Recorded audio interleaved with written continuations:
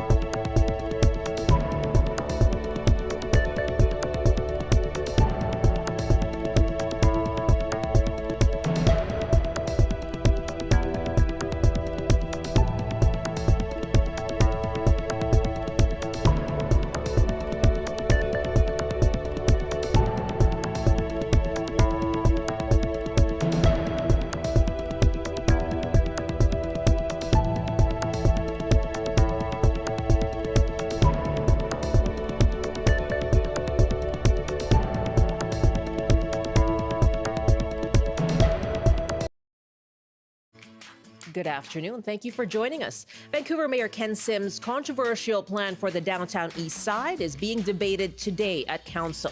100 speakers are lined up, and outside, a protest is being planned.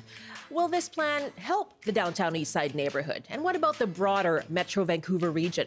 Call us on that. In about 45 minutes, Premier David Eby will take questions from reporters. And that says today Donald Trump said he is not stopping on tariffs for Canada and Mexico. We'll bring you what Eby has to say live at 12:45. I'm Michelle Elliott. Welcome to BC Today.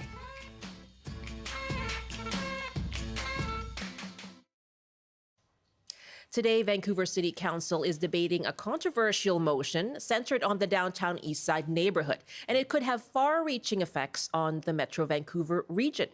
Mayor Ken Sim wants to pause new supporting housing in the community, net new supportive housing, because he says other cities are not putting in their share.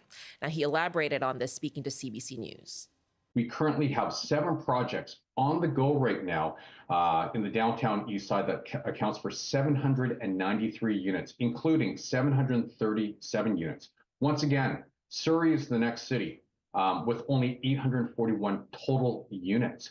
So there's an imbalance here. We have a lot of people that come to the Downtown Eastside who are actually from the region, from the Surreys, from the Burnabys, that would be better served if they would rather be in their home communities, but for the fact that there are no supports. Mayor Locke, she did highlight the fact that maybe I should do my homework because Surrey wants more supportive housing, but the province hasn't been there with the funding. Now, the great thing is we daylighted an issue and the province said, oh no, there's funding here, please give us a call. So I think we bridged a gap there, and we got Surrey to connect with the province and get more funding so they can build more supportive housing. That's Vancouver Mayor Ken Sim speaking to CBC reporter Yasmin Khanea this morning. Well, about 100 people have already signed up to speak about the mayor's plan, and that's today. And he also announced plans to give the Vancouver Police Department another $5 million for a task force barrage that would target organized crime networks and predatory criminals in the neighborhood. So we want to hear from you. Do you think Mayor Ken Sims' plan will help the Downtown Eastside neighborhood? Will it help the Metro Vancouver region? You can call us 1-800-825-5950, 604-669-3733. You can also hit pound 690 on your phone or email bctoday@cbc.ca. In about 20 minutes from now, we're going to hear from Watari Counseling Services that operates in the Downtown Eastside. Right now, we're joined by from Vancouver City Hall, our municipal affairs reporter, Chad Pawson. Hi there, Chad. Hey, Michelle, how you doing? I am well. You're standing right outside Vancouver City Hall right now. Of course, there's a lot of attention being paid to this plan. Can you just take us through the broad strokes of it? Yeah, it's confusing at the best of times, Michelle. The Downtown Eastside, of course, a neighborhood in Vancouver that gets a lot of attention because it has a lot of needs and has a lot of problems that many people want to help solve.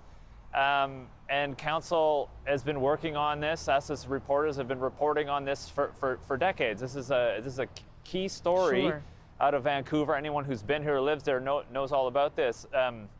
So what's happening here today is there's a motion from Mayor Ken Sim, and it's part of sort of a three-pronged approach he has for a plan to uplift the Downtown East Side. Part of it you mentioned already. It's spending more money on policing in the area to crack down on organized crime, drugs, trafficking, that sort of thing. What's being debated here today is over housing in the Downtown East Side, specifically supportive housing. Okay, so this is housing that people live in where they get 24-hour wraparound services to help them stay in that housing and help them deal with the very complex needs. Vancouver says it has a disproportionate amount of that type of housing, mostly paid for by the provincial government, but the city, of course, makes the land available for this type of housing. So what Ken Sim's motion is proposing is that we put a pause on this housing to focus on some other things in the Downtown East Side in the interim, that being specifically SRO housing. So I think Vancouver has about 140 SRO buildings, single room occupancy buildings, and they have more than 6,000 units there, many of them in poor repair. About half of these buildings are owned privately, so they're not actually affordable for the people who are supposed to be living there. The publicly run ones, about 52% of them, are a bit more affordable, but they're run down. Ken Sim wants to replace that housing, fix that housing, revitalize that type of housing so that it's meaningful housing for people to live in. He thinks that we need to pause the supportive housing part of that until we do that. And of course, the other big part of this motion is to get the region to do more. We've heard these numbers. 77% of this housing is provided by Vancouver, but it only has 25% of the region's population. So that is a big debate. And really this motion, if you look at it and you hear about what's being said at council so far today, it's really to put pressure on other regions to do more, to build more of this type of housing. Vancouver has somewhere, as far as I can tell from these numbers, has somewhere around 66,000, more than 6,000 of these supportive housing units, whereas Surrey has around 840. And in projections, they need to build another 800. So the idea here with this motion is saying, okay, Surrey, you'll need to build more. Maple Ridge, Coquitlam, you'll need to build more. And for the record, we have heard from some of the leaders in these communities saying we do want to build more. We're not against supportive housing. We want more of it in our communities. We can't afford to pay for it. We need the province to come in and help us pay for this thing so we can, of course, offer more supportive housing within our own communities. So you can just see that there is a multi-layered historical debate. This is a complicated issue. The province has a role, other municipalities have a role, but at essence here today, does Vancouver Council, does this motion help a city like Vancouver and others get to a place where we're providing the housing and the supportive housing, the needs for our most vulnerable residents in our cities? Does this motion achieve that? That debate is going here today. We haven't even got to it yet. It's a very busy day at council. Council spent the morning dealing with other issues, firefighters, a single stair egress. I think you've heard of that. They were dealing with that all morning. They're finally at a motion from Rebecca Bly, who, of course, as you know, was kicked out of the ABC caucus, the majority party on council here in Vancouver. She has a motion saying, hey, listen, supportive housing, great. We really need to hear from the builder of the supportive housing, the province. Let's invite a delegation for the province to come and talk to Ken Sim's motion to say what kind of gap would be created if we paused net new social supportive housing in Vancouver And so they're debating that. I popped out to come talk to you. They're still debating whether that motion is going to pass. Okay. Ken Sims saying he's opposed to that. He's in conversation with the province all the time. So anyways, lots to say. I know you want to get in here. I could go all day here, Michelle. I know you could. Know. I do want to ask you more about the opposition then. You've laid out really well, what the plan is and Sims' justification for it in terms of the distribution of social housing. But we are asking our callers as well, do you think this plan will help? And right now it's a pause on net new supportive housing in Vancouver. And Ken Sims saying the concentration is in Vancouver, but in terms of proportion of population, other regions are not paying their fair share. So asking you, will this plan help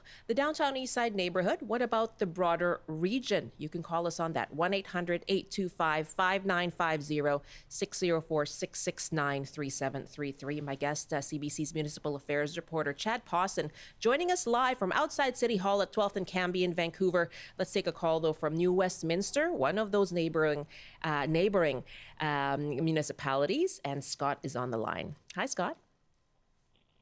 Hi, Michelle. One thing I wanted to mention is, and this has been discussed a little bit, but I don't think enough, is repurposing the Riverview lands and restoring some of those old buildings that are sitting there vacant. I mean, there's been, some of them have been open for about 10 years or so, but there's a lot of buildings there that could be... And do you mean for supportive housing, Scott? Supportive housing? Correct. I mean, if you brought them up to code and everything and checked them for asbestos issues and that type of thing, I think if you turn them into low-income housing, I just think that would be beneficial to this whole situation. But, I mean, I wrote to the Horgan government back when the NDP first came in.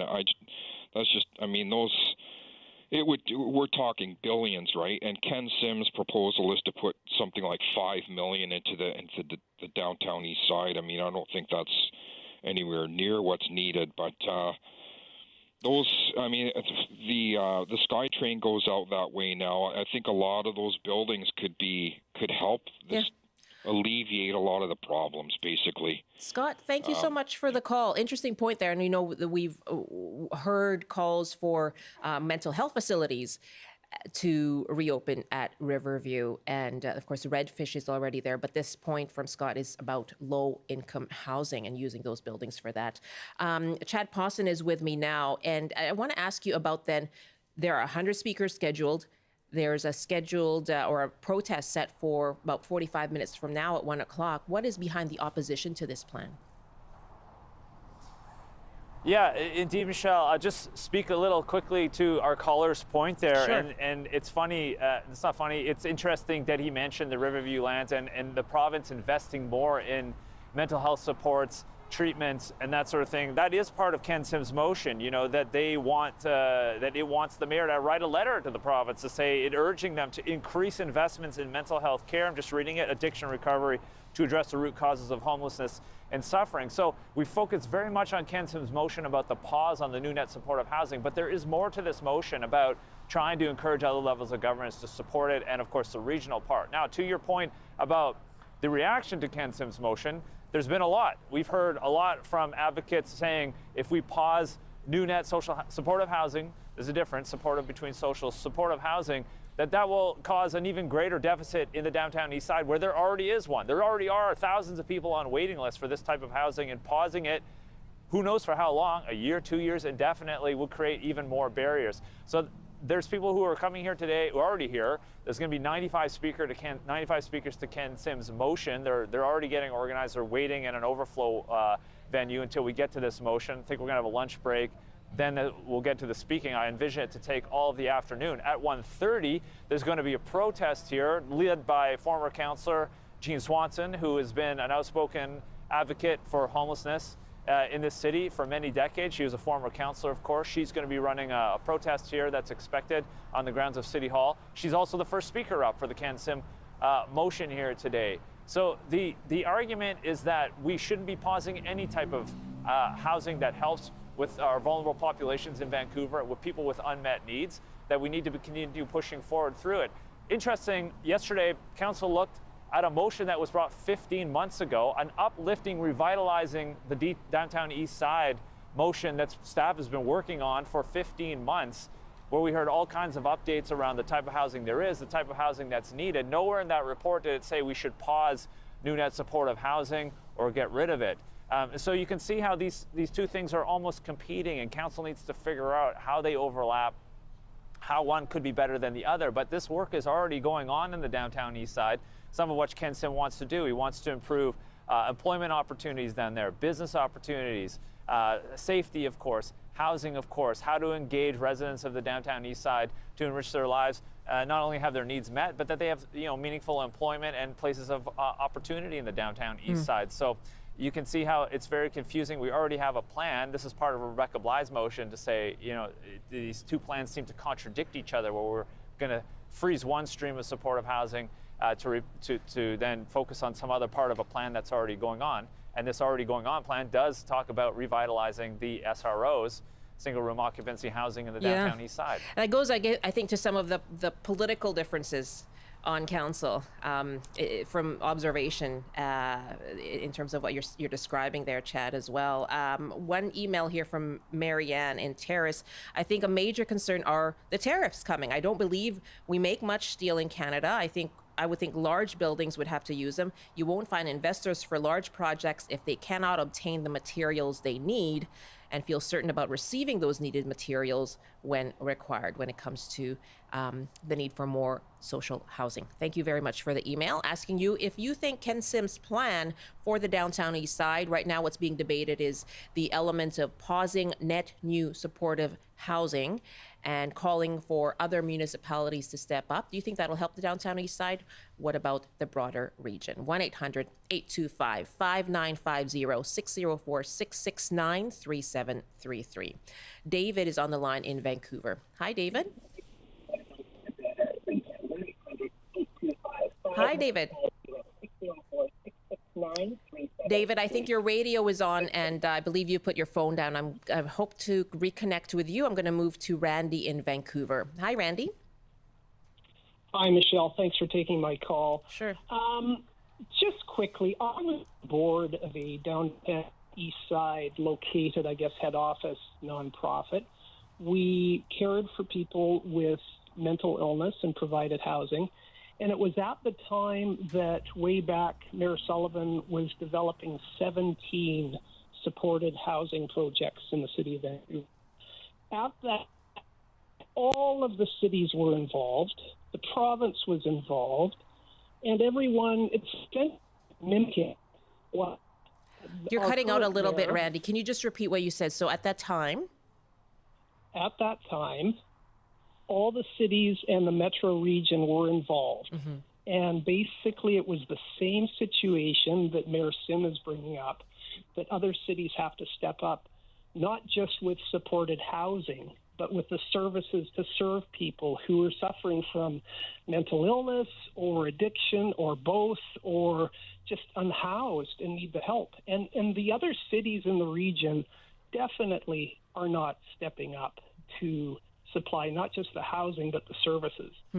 And, way back when Mayor Sullivan was involved with the 17 sites, I was very involved because our organization actually manages one of the sites in Vancouver, and it's very, very successful. No problem with the neighbors.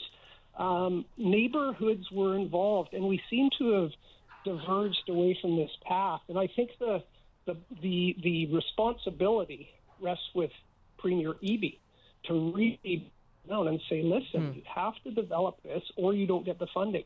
So I sort of agree with Mayor Sim on some of this, but not all of it. What do you think of a gap that might be left behind with pausing supportive housing in Vancouver at the same time calling on other municipalities, but in between, what we heard from First United, a spokesperson there saying many, I think she said 70% of people in downtown Eastside are from around Vancouver. I may be wrong on the number, but she did say there are many from Vancouver itself. So as the other municipalities step up, might there be a gap then in there for what's needed right in the neighborhood, Randy? Well, I think first of all, and this happened, 2 decades ago, we need accurate assessments of people who are unhoused, and also we need to actually collect the data and have everyone look at it, have it very transparent. Because I understand, I'm familiar with First United. They're building a massive new facility Yes. that they're fundraising for, and it's under construction, which is great. But I don't know if all of the people that we see on the streets in Vancouver or Surrey, wherever, are actually the majority from Vancouver. I don't know that. Okay. Yeah. Thank you so much, Randy. Really good to hear from you and your perspective. David is on the line now from Vancouver. Hi, David. Hi. Yeah, I concur with a lot of what Randy just said. Many years ago, I worked as an in-house worker and somebody that went and cleaned up the mess after the party, and with folks that were struggling with mental issues and dirty dishes and drugs and booze and their dogs and everything. And some of it was in the downtown east side, some of it was in downtown Victoria. So to concur with Randy's thing about slow down, keep going with the residents in Vancouver, but also that's where most of it as a drug and addiction counselor was happened. Stay going, keep going with that, but really Terrace has a problem. Kitimat has a huge problem. There's all those outlying. But play down a bit of the. No, I won't say that either. What I will say is a lot of people are very mobile, especially in spring, summer, and that, to go where opportunity lies. And unfortunately, Vancouver is a great place to come. Okay. So put it to the province, I think is what you're saying, David. I think Eby's got to take a real close look at this because it's everywhere, and everyone has the trouble. David, thank you so much. I'm glad that we reconnected. Thanks for the call. And Chad Pawson is with me. So what can we actually expect today then, Chad? Yeah, Michelle, I think one, it's going to be a long day. I think 95 speakers to this motion. I think council is going to hear a lot. I think at the end of the day, ABC, the majority party in Vancouver, has the majority of seats on council, even though there's 2 vacant seats right now, can vote together to push Mayor Sims' motion through if they so choose. And I will say, obviously I'm at City Hall quite often. Today, every single councillor is here, present, in person.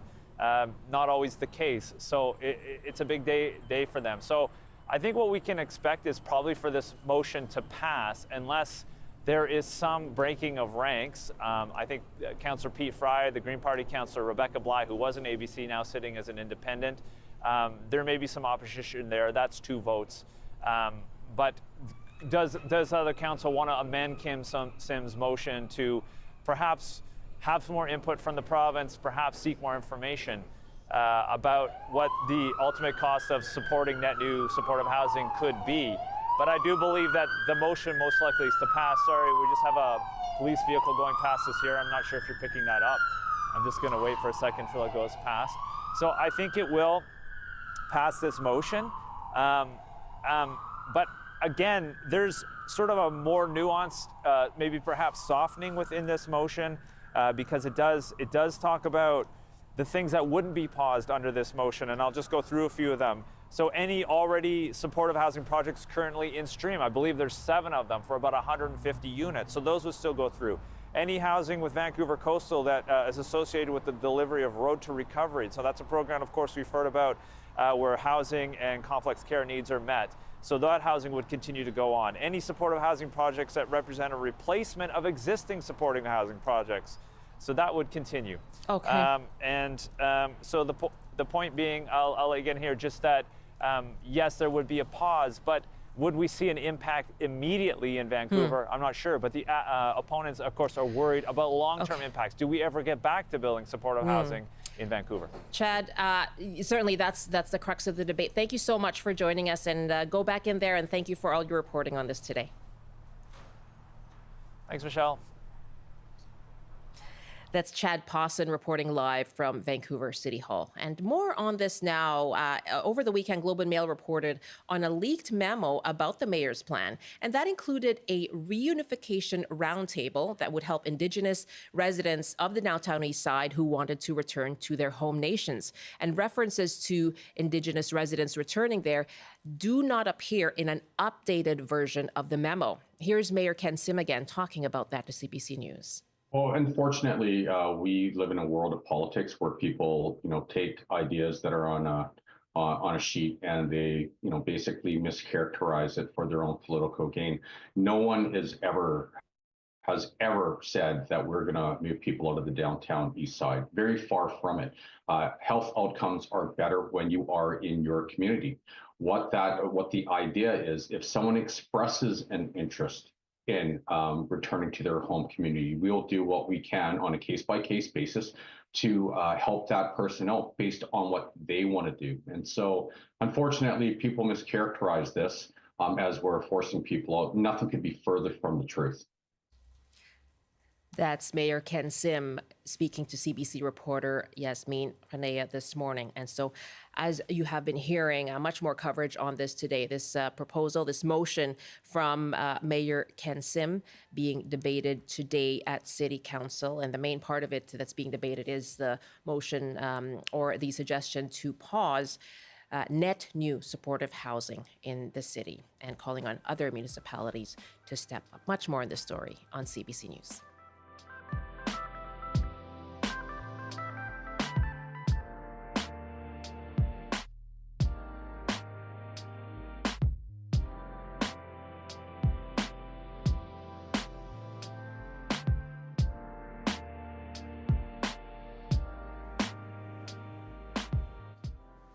.30 now. You're with BC Today here on CBC. I'm Michelle Elliott. Thank you very much for joining us this afternoon, and thanks for your calls as well. And we'll continue to take them in our next half hour, asking you what you think of Vancouver Mayor Ken Sim's plan for the Downtown East Side. Will it help? It's facing a lot of opposition, and a rally being set up or is set up for about half an hour from now.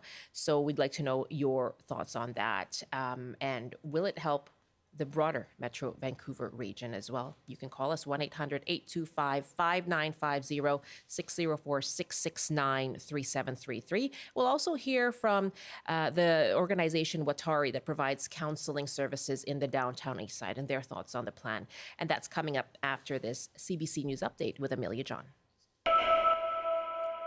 Good afternoon. The BC Coalition for Affordable Dependable Energy is calling on municipalities to drop bans on renewable natural gas and natural gas in new construction in order for the province to become more self-sufficient. Coalition Director Bill Thielman says he believes it is a mistake that the BC government allows municipalities to impose the gas bans years ahead of provincial regulations that would not take effect until 2030. As we've been hearing, Vancouver City Councillors are set to debate a controversial motion from Mayor Ken Sim that would freeze new supportive housing as part of his broader plan to revitalize the Downtown East Side. The mayor says Vancouver has 77% of Metro Vancouver supportive services, but only about 25% of the region's population. Advocates have opposed Sim's motion, saying it comes at a time of increased homelessness in Metro Vancouver. And don't be alarmed if you see smoke in the Salmon Arm area over the next few weeks. BC Wildfire Service crews are doing some cleanup burning within city limits. They say smoke may be visible until the middle of April. And now the forecast on the north coast. Wind warnings in effect. Cloudy with a high of 10 degrees. Rain beginning this evening. In the Peace, mainly cloudy with a chance of showers, a high of 7. In the central interior, mainly cloudy with some possible showers, a high of 8. Highs around 8 with a mix of sun and cloud in the west Kootenay. High around 10 in the east Kootenay. In the southern interior, mainly cloudy with a high of 8. And for the south coast, a mix of sun and cloud. High around 12 degrees. That is your CBC News update from Vancouver. Thank you very much, Amelia. That's Amelia John at CBC Vancouver's newsroom. And welcome back to BC Today here on CBC. I'm Michelle Elliott. Very nice to be with you this afternoon. And of course, throughout the day and the afternoon, you can hear more on CBC Radio 1 in your part of the province. And in Metro Vancouver, here's what's coming up on the Coast. Hi there, Michelle. It's Gloria Makarenko here, and I'd love it if you can join us for On the Coast this afternoon. You know, this is a tough time for local journalism. I don't know if you've heard, but the Burnaby Now, the New Westminster Record, and Tri-City News, they're going to be closing due to financial challenges. So we're going to talk about what it means for a community to lose a local news source. We'll hear from a longtime local editor. We'll also hear about a robot that is working off the BC coast to try to keep track of species at risk. So join us for that and a whole lot more between 3 and 6. It's On the Coast.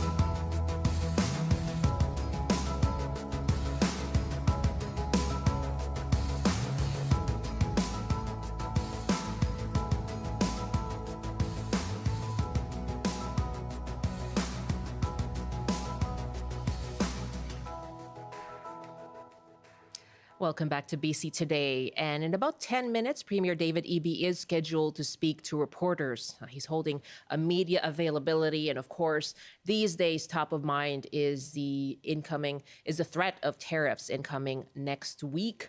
March 4th is a date that is supposed to be the target date for the United States sweeping 25% tariffs on Canadian and Mexican goods. Donald Trump saying today he's not going to stop on those tariffs, and we'll hear what the Premier has to say about that. I'm sure that will be one of the questions being asked of him. So that will come up in about 10 minutes from now, and we'll bring that to you live when it begins. Right now, we continue our conversation on a controversial motion that's being set to be debated this afternoon at Vancouver City Council. And it would freeze, as you just heard in our news update, it would freeze net new supportive housing in the Downtown Eastside neighborhood. And Mayor Ken Sim also announced plans to give an extra $5 million to the Vancouver Police Department for a task force barrage that would target organized crime networks and predatory criminals. And the plan is sparking heated conversations in the Downtown Eastside and beyond. And we're asking you, will this help the neighborhood? And what about the broader region then, since they are being asked to step up? And what they're saying is we need funding to do that. But love to hear from you. 1-800-825-5950, 604-669-3733. You can also hit pound 690 on your cell phone. Laverne Kelly is the case manager for the Yeah Parenting programming for Watari Counseling and Support Services. And Watari was formed as a response to a lack of services in the Downtown Eastside and surrounding communities. Laverne, thanks for joining us. Thank you for having me. What do you think of the mayor's plan to freeze net new supportive housing in Vancouver's Downtown Eastside? Okay, well, what I have to say to that is we're already aware that things are not going too good down here in the Downtown East Side as far as that goes. But what we want to do right now, I think, is we want to focus on finding solutions. So I'm thinking a thoughtful, proactive approach to this wider problem that has been plaguing our community is that we need government leaders to participate in a discussion with our communities, with the communities that are impacted with this problem. For example, have a discussion with the elders in our community, the community leaders, frontline workers that are working on the front line, that are aware of these issues. Have us be a part of the decision making when it comes to this issue. And have you heard from the mayor? Has anyone on council or from the ABC party reached out? No, we haven't heard from anyone from that department as yet. But as I said, everyone needs to participate, not just one community to address this issue. We all have to work together. We're here to lead by example. There's already strategies that are in place from these community leaders and from the experts, and we're all ready to share our strategies. What are those strategies, and that is more needed of those specific plans? Can you tell us about them? It's too big to go over these strategies right now. What do they, overall, what do they try to address? Is it about providing supportive housing, which seems to be the focus of today's debate? Yes, social housing. Yes, social housing, definitely. What impact do you think pausing building more and approving more supportive housing in Vancouver, what impact do you think that might have on people in the Downtown Eastside? Say that again? What impact would freezing net new supportive housing have on people in the Downtown Eastside? Oh, there would be a lot more people that would be homeless. There would be a lot more people that, would be using a lot more substances. It would just create a bigger problem. We need to focus on providing safe and affordable housing for the people in the Downtown Eastside right now. The issue is housing. Would you like to see other, part of this is a call for places like Surrey, Burnaby, New Westminster to build more, because the argument from the mayor is that there's a disproportionate presence of supportive housing in the Downtown Eastside. How much would that make a difference if there were more built in other parts of the region? That would absolutely make a difference. We need everyone from all the municipalities to come together. Surrey, Burnaby, Coquitlam, Port Moody, Vancouver, North Vancouver, West Vancouver, everyone come together at the table and work together and provide safe, affordable housing for everyone. This is a shared problem, and we all have shared values. As you mentioned, Lauren, everyone is aware of the ongoing, continuous, decades-long issues in the Downtown Eastside. It can be unsafe, and certainly living conditions for people in those SROs are just inadequate. What solutions do you think are needed then? What do you think could actually help the neighborhood? Providing safe, affordable housing. So not increasing safety in the neighborhood. Okay, so what do you make of this plan as well then, to have a greater presence targeting organized crime? Okay, so this issue is not an area that I'm too skilled in. That's a very bigger issue than I'm able to discuss right now. Okay. And so you're saying building more affordable housing, you're saying that's something different from the single room occupancy buildings that there are many of right now then? We need to fix up the single room occupancies. Definitely. There's a lot of spaces around that's not being used right now. So we need to definitely fix up, build new, safe, affordable housings that are clean and safe for people to live in. Laverne, thank you very much. You're very welcome. It's good to speak with you. Thank you. Bye-bye. Bye-bye. Laverne Kelly is the case manager for the parenting programming for Watari Counseling and Support Services. Taking your calls on this. And let's go to Juliet in Kelowna now. Hi, Juliet.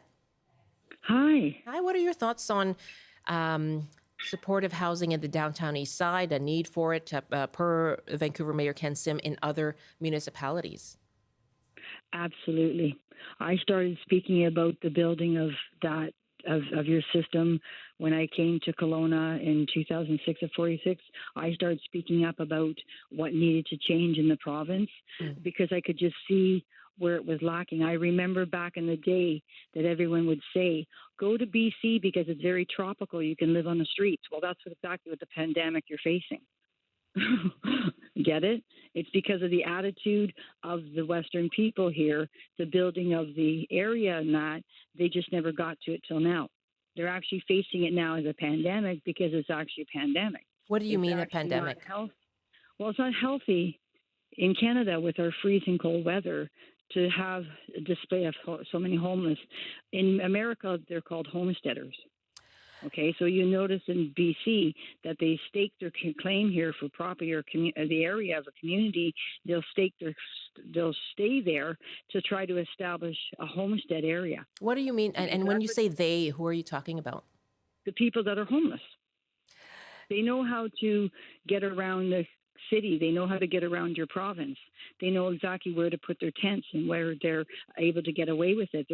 Well, because there's nowhere for them to stay, right? Well, it's because we don't want to build structure for them to be accommodated properly in housing. So in Ontario and Toronto, there's a different type of a system where they really don't want you on the street. Okay. If you don't have to be, because we live in a cold country. We're not America. Okay. We don't have. I'm trying to follow your point here, Juliette. And so your point is what then? That we need to build more housing? Absolutely. Okay. Absolutely. What are you seeing in Kelowna? Because it's certainly a growing issue there as well, and when it comes to people experiencing homelessness. Yeah. Yeah, exactly what I spoke up about for Kelowna. Yeah. I remember a homeless girl being in at the back gate of the house here, and I noticed that she kept hanging around, and I kept saying to her, I gave her a sandwich and water and that, and I told her to go get herself help, and she said, well, why shouldn't I just stay here? They call me prostitute anyhow. I might as well just hang around the streets of Kelowna. And she felt very comfortable just hanging around. Yeah, and it faced a lot of stigma, it sounds like. Tons of stigma. Yeah. Tons of stigma. Tons. And that's why it's so important that somebody brings it to the table about what needs to develop and grow and what actually needs to change in the province of BC so that it can start fixing up the areas that are dark and damaged, and all these homeless people, they deserve a home to live in. Our tax-paying money deserves these people not to be on the street. We can get builders. We have good builders in Canada. I'm sure we can get someone to build the structure. And this is why in Kelowna, I tried to speak with Kelowna. They got a freezing hold now because they need to change their electricity grid. Okay, Juliette, they need to update it. Yeah, thank you very much. And I take your point that it's about building more, and certainly an experience that many are having in Kelowna as well, where you're calling from. Thank you very much for the call. And our next caller now is Sam in Richmond. Hi, Sam. Hi, how you doing? I am okay. And what are your thoughts on this plan from Mayor Ken Sim? I've had my arguments with Ken publicly very much. I disagree with him on everything, but this is a brilliant plan. We need housing. It doesn't matter what kind of housing it is. My apologies. Okay, no, go ahead. What we do need most of all is get rid of these nonprofits that are profiting off of subletting off of BC housing, re-renting them, and abusing the clients. There's a big problem within this nonprofit. I live in a Richmond nonprofit. My apologies, Sam. I'm so sorry to jump in, but Premier David Eby is speaking now. I'm sorry to cut you off, but let's go live to Premier David Eby. Discussing the issue. The federal government provided us a comprehensive update on the actions taken at the border. It's my hope that the work that they've done has resulted in, it's hard to tell, but has resulted in a delay in any suggestion of implementation of across-the-board tariffs by the United States against Canada. And the actions are significant. I made the commitment to the Prime Minister and to his fentanyl czar that if they've identified ways in which the province can take additional action to crack down on organized crime to support this effort, we are there, we're ready to go. And I am very pleased to see the action around anti-money laundering, specifically the establishment of the Committee of Banks and Police working together to use information gathered by Canada's anti-money laundering agency, FinTrack. This is long overdue and very welcome development. But again, I'll stress, by no means justifies the tariffs that we've seen. I've met with Indigenous leadership over the last week with our agricultural task force with the tariff and economic team. And the theme of all of those meetings is making sure that regardless of this uncertainty from the United States, that we are preparing to retaliate in the event that tariffs are imposed on us, that we are strengthening our economy and moving projects ahead, and that we are diversifying our markets. And the discussion with the agriculture sector was particularly helpful as food security, the cost of food, especially with the weakened Canadian dollar, in the event the tariffs are imposed, and already some of the impacts that we're seeing is front of mind for so many British Columbian families. So with that, happy to take any questions that you may have. We'll start on the ground. We'll go with Rob Buffum, CTV. Hi, Premier. I just wanted to clarify as best I could. So in your meeting, was it your understanding that the Prime Minister was of the view that the steps that had been taken were enough to placate Trump on this? I asked partly because he said at his cabinet meeting today it was going to be very difficult to get his kind of green light to not going ahead with these tariffs based on the border. And also, are there some new steps on the border that were discussed today that are being implemented? Yeah, I won't speak for the Prime Minister, but my understanding of what he was attempting to convey to the premiers was that significant steps have been taken, that information has been shared with U.S. decision makers, and including through himself directly to the President, as well as through Dom LeBlanc, that there has been the establishment of a new anti-money laundering committee, that there has been significant work done in establishing partnerships behind the scenes between American and Canadian law enforcement to assist in rapid response, those teams that have been spoken about publicly already. And it was his hope that that would be sufficient. I don't think anybody knows what is truly in the mind of the President except for the President himself. And so it's certainly my hope that it is sufficient. But what I would really like, I think what all Canadians would like, and all Americans as well, especially in the business community, would like to have this threat removed entirely, to sit down at the table, to work out whatever trade issues need to be resolved with the Americans, and to move on to resolve this uncertainty. By way of follow-up, at the same meeting, Trump referenced the date of April 2nd for tariffs. He also mentioned March 4th. So I'm wondering, as you've said, it's hard to know exactly what's going to happen, but how difficult does it make it for someone like yourself or others in our province to prepare for tariffs with that lack of certainty? We've got a budget as well coming out on the same day, perhaps. And specifically on forestry, Trump made the point today, articulated twice, Canadians won't be able to sell their lumber to us with these tariffs in place. On the issue of forestry, I underlined for the Prime Minister the importance of understanding the softwood lumber duties that are significantly increasing for Canadian producers need to be a critical part of the discussion. The uncertainty that the President is creating, I believe, is part of the overall strategy. This is actually a deliberate strategy that he has to weaken Canada, to reduce the likelihood that people will invest in our country. Which is why tariffs or no tariffs, our approach will be the same, to redouble all of our efforts to diversify away from the United States, find new customers for BC goods, to get those projects across the line that can't be simply moved to the United States because they're inextricably tied to things that are in this province, and will create jobs here and form that strong base for our economy. And you know, another issue that I raised, I know the opposition had raised the Deltaport thermal coal as a potential non-tariff measure to respond to U.S. aggression. Raised that issue with the Prime Minister as a potential federal non-tariff target as well. We need to be all hands on deck on this. We shouldn't be divided at the provincial level, at the federal level. If there are things that we can do to respond to the Americans, we should do it. If there are things we can do to strengthen our economy and diversify our markets, we're going to do it. Reminder to callers on the line to press star 1 to enter the queue. Next, we'll be on the ground with Katie DeRosa, CBC.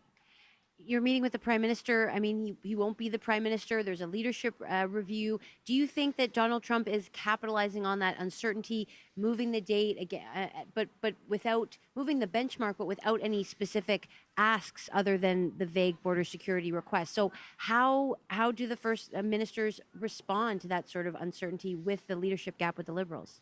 Well, the nature of this is so destabilizing that when we were talking about this issue this morning, the president hadn't, to my knowledge, yet made his remarks, or certainly his remarks were not, I wasn't aware of them during the discussion this morning. This is a rapidly evolving issue. There are multiple tariff threats against Canada. They're changing days. It's not even totally clear from his statement what he meant. This is no way to run a country.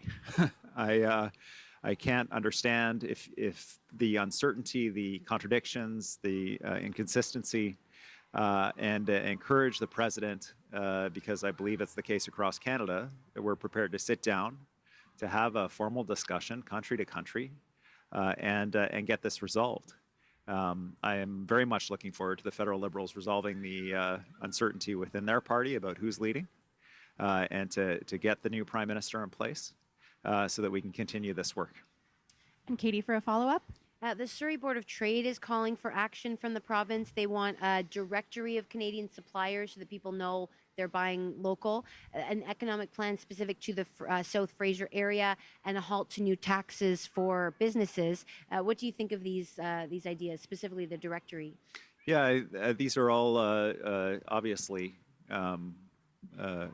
appropriate and helpful suggestions from the Surrey Board of Trade, and I would say they'd be reflected in boards of trade and chambers of commerce, business improvement associations across the province. The uncertainty, the impact on local businesses is significant, local communities is significant, and so that's why we're working with business, many business associations through our tariff and economic task force, and the goal of that, and it's being realized, is to identify these kinds of opportunities, to get them implemented quickly and get them rolling. We are looking at assisting British Columbians and being able to identify local products, finding ways that we can support that. I know many local merchants have taken that on themselves. They put little Canadian flags, BC flags on products so that people can know what they're buying. I very much welcome and encourage that. And we'll do all we can to support the amazing and inspirational effort of all Canadians to support local companies. I've heard so many stories of BC and Canadian companies whose products have run out and that they've had to add shifts because British Columbians are buying Canadian first. It's very heartwarming in this very challenging time. Next, we have Alec Lazenby, Vancouver Sun. Hi, Premier. As a follow-up to Katie's question, Nova Scotia recently introduced legislation that would take several concrete steps to reduce their own barriers to interprovincial trade. Is BC considering something similar? I know several experts have come out and said that, if all provinces and territories were to take up something like this, then it would go a long way to reducing those barriers. Yes, in advance of Nova Scotia introducing their legislation, our public service had reached out to understand what they were going to be bringing forward. I'm very grateful to Tim Houston and his government for assisting our team in understanding what they were going to bring forward. So the goal of that was to ensure that British Columbia has tools in place that mesh with and work with the initiatives of other provinces. There is a meeting federally of all of the ministers responsible for internal trade. Minister Diana Gibson is representing us at that meeting this week. At that table, I'm hopeful we'll come out with some significant movement on this. British Columbia continues to push at my level, at the First Minister's meeting level, as well as at the ministerial meeting, for a mutual recognition approach. This is where if it's good enough for your province, it's good enough for our province, and with a limited list of exceptions where necessary, but ideally none. What we need to do is start acting like a country, where if you're licensed for a particular profession, or if you're producing a particular good in some part of the province, that you're able to sell it without difficulty, or sell your services without difficulty across BC. That's Premier David Eby speaking to reporters right now in Victoria, and this following a call with Prime Minister Justin Trudeau. And he continued to talk about retaliation if tariffs are imposed, talking about diversifying BC's market and strengthening the economy. As you heard there, Nova Scotia has just passed or has introduced new legislation aimed at reducing interprovincial trade barriers. And so Diana Gibson Pawson, the jobs and economic development minister, will be meeting with her counterparts federally to find out more about those kinds of efforts, and a call as well from the Surrey Board of Trade for certain things like a directory of local Canadian businesses. And Premier Eby says those are the kinds of opportunities that they are looking for. We'll continue to follow this, of course, and more of what Premier Eby has to say to reporters more throughout the day here on CBC.